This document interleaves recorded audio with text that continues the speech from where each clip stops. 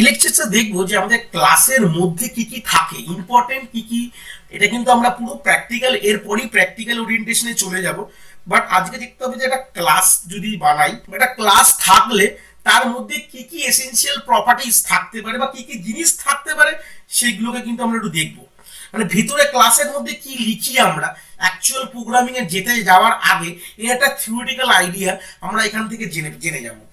ধরে নাও আমি যদি একটা বলি, ক্লাসের নাম আমি বলা হয়েছে ডগ নামক একটি ক্লাস, কুকুর ক্লাস হতেই পারে।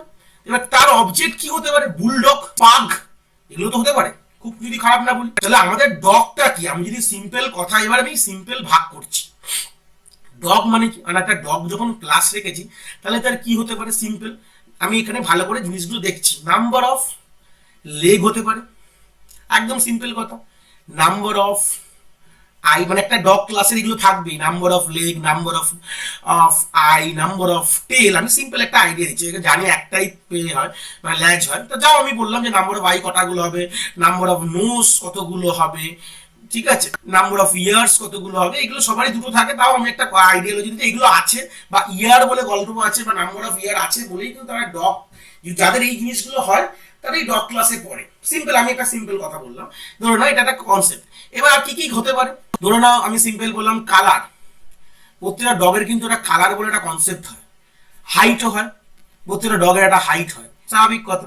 ওয়েট হয়, প্রত্যেকটা ডগের একটা নিজস্ব ওয়েট হয়, এটা হয়, হওয়া উচিত।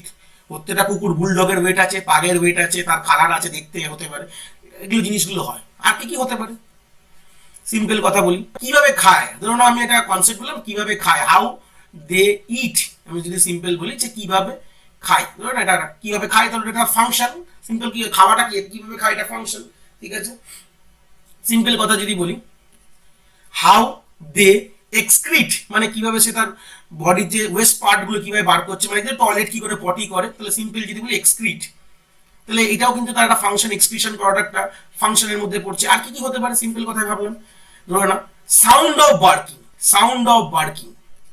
প্রত্যেকটা কুকুরের ডাক কিন্তু আমাদের একটা আছে, ঠিক আছে, এটাও একটা ফাংশন। তার যে ভয়েস, তার ভয়েসের পিচ, অ্যাম্পলিটিউড, এটা বুঝি বেসিক্স টার্মিনোলজি বুঝি যে তার সাউন্ড রেটটা কিরকম শুনতে লাগে, সব ডগের কিন্তু আছে। একটা বুলডগ বলো, পাক বলো, সবার কিন্তু ভয়েসের সাউন্ড কিন্তু একটা আছে। তাহলে কি, আমি কিছু কনসেপ্টে ব্রেক করেছি। একটা কুকুরের যদি এই সব জিনিসগুলো থাকে তাহলে কিন্তু সেটা কুকুর বলবো আমরা। কুকুর মানে সেটা ডগ ক্লাসে পড়বে এবং তার অনেক অবজেক্ট হবে। ডগেরও, বুলডগ ইজ অবজেক্ট, বুলডগেরও কিন্তু এই সব প্রপার্টিজ, এই সব জিনিসগুলো আছে কিন্তু। Number of leg, number of eye, number of tail, সবগুলোই ওর মধ্যে এক্সিস্টেন্স আছে। Colour, weight, height, how they eat, how they excrete, sound of barking, সবগুলো আছে। সিম্পল কথা বলবো, তো সবগুলো আছে বলে সে বুলডগের মধ্যে পড়ছে। সিম্পল, আমি এই জিনিসটারই একটা ছোট টার্মোলজি দিয়ে আমি, এবার আমি যে জিনিসটা বুঝলাম এটা কিন্তু প্র্যাকটিক্যাল কনসেপ্টে বুঝিয়েছি। মানে প্র্যাকটিক্যাল মিনস একটা মানে জেনারিক টার্মে বুঝিয়েছি। এবার আমি যখন প্রোগ্রামিং টার্মে বোঝাবো যে একটা ক্লাসের মধ্যে কি কি জিনিস থাকে, তাহলে আমরা ম্যাচিং করবো। একটা ক্লাসের মধ্যে আমাদের থাকে হচ্ছে ইনস্ট্যান্স ভেরিয়েবল। এটা কি আমরা বুঝবো আমরা, ঠিক আছে। ইনস্ট্যান্স ভেরিয়েবলটা অ্যাকচুয়ালি কি বলে আমি পুরো আমরা সব জিনিসটাই আমরা বুঝবো। ইনস্ট্যান্স ভেরিয়েবল থাকে, স্ট্যাটিক ভেরিয়েবল থাকে, লিখে নি কি কি ভেরিয়েবল থাকে, তাহলে ক্লিয়ার এক্সপ্লেন করছি। তাহলে আমাদের কি কি থাকে, ইনস্ট্যান্স ভেরিয়েবল বললাম, স্ট্যাটিক ভেরিয়েবল বললাম, ইনস্ট্যান্স মেম্বার ফাংশন বা স্ট্যাটিক মেম্বার ফাংশন। আমাদের কিন্তু এই চারটে জিনিস একটা ক্লাসের মধ্যে থাকতে পারে, থাকতে পারে। This are the four major thing that can be present on a individual class. সবগুলো থাকতে হবে এরকম কোনো মানে নেই, বা থাকতে পারে। এটাকে যদি আমরা নর্মাল, আমরা যদি ইংলিশ টার্মে বলি সেগুলোকে বলবো, এটাকে বলা হবে ইনস্ট্যান্স ভেরিয়েবলকে আমরা সিম্পল টার্মে বলতে পারি যে আমাদের নর্মাল প্রপার্টিজ বলতে পারি। কি বলতে পারি, প্রপার্টিজ, ঠিক আছে। প্রপার্টিজ, প্রপার্টিজও দু ধরনের হয়, একটাকে বলে স্ট্যাটিক প্রপার্টিজ, একটাকে বলে ডাইনামিক প্রপার্টিজ। ডাইনামিক কনসেপ্টটার মানে কি আমরা সেটা দেখবো, ঠিক আছে।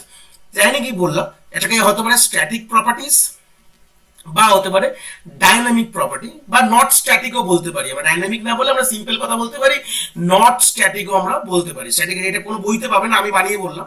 নট ডাইনামিক টার্মটা কোনো জায়গায় ছট করে ইউজ হয়, নট স্ট্যাটিকও বলতে পারি। সেরকম আর কি হতে পারে একটা ক্লাসের মধ্যে, একটা হতে পারে বিহেভিয়ার বা সিম্পল কথা প্রপার্টিস, আর একটা হচ্ছে বিহেভিয়ার। বিহেভিয়ার দু রকম হয়, একটা হয় স্ট্যাটিক বিহেভিয়ার হয়, একটাকে বলা হয় ডাইনামিক বা নন স্ট্যাটিক বা নট স্ট্যাটিক না নন স্ট্যাটিক বিহেভিয়ার। এই দুটো জিনিস কিন্তু একটা এই দুটো জিনিস নর্মালি হয়, একটা যে প্রপার্টি হয়, একটাকে হয় বিহেভিয়ার। তাহলে প্রপার্টিসটা যদি বলতে পারি, এই পুরোটা নিয়ে একটা প্রপার্টিস, আর এইগুলো হচ্ছে তার behaviour. This two thing is call behaviour. Behaviour মানে সিম্পল কথা যে তার ফাংশনসও বলতে পারি। তাহলে সেই সূত্রে যদি ম্যাপিং করি, দেখো প্রপার্টিস মানে এই যে number of leg, number of eye, number of tails, number of nose, ear, colour, weight, height, এগুলো হচ্ছে প্রপার্টিস।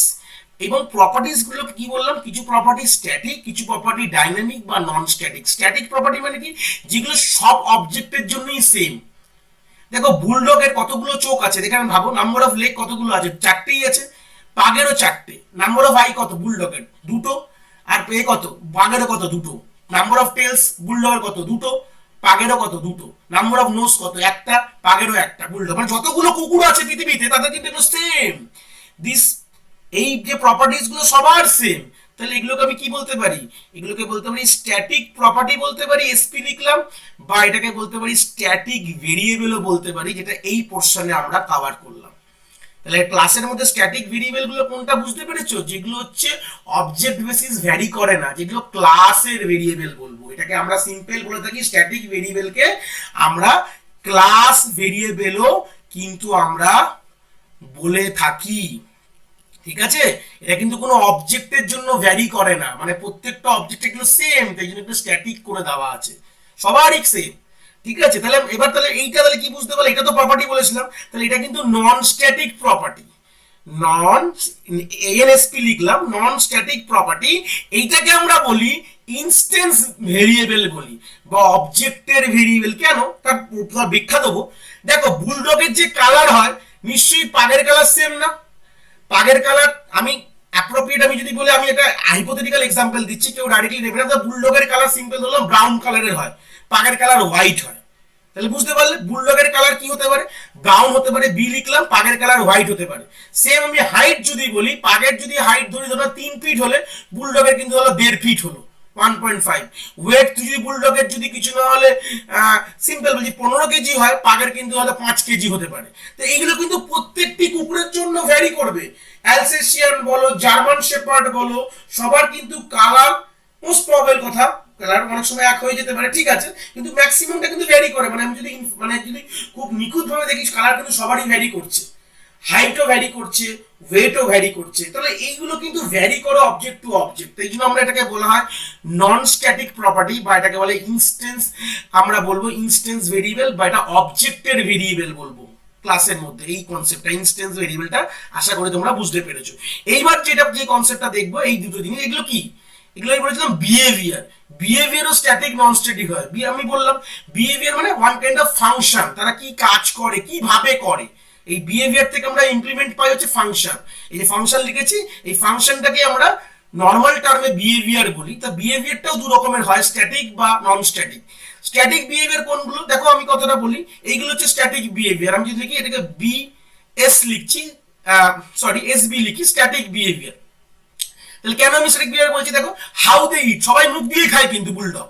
হাউ দে এক্সক্রিট, তাদের এক্সক্রিশন, টয়লেট পটি করার জায়গা সবসময় সবার জন্য এক। সিম্পল যদি আমি এটা একটা এক্সাম্পল, হাস্যকর হলে একটা আইডিওলজি ব্যাপারে বললাম, যে এইগুলো কিন্তু সবার কিন্তু এক, প্রত্যেকটি অবজেক্টের এক।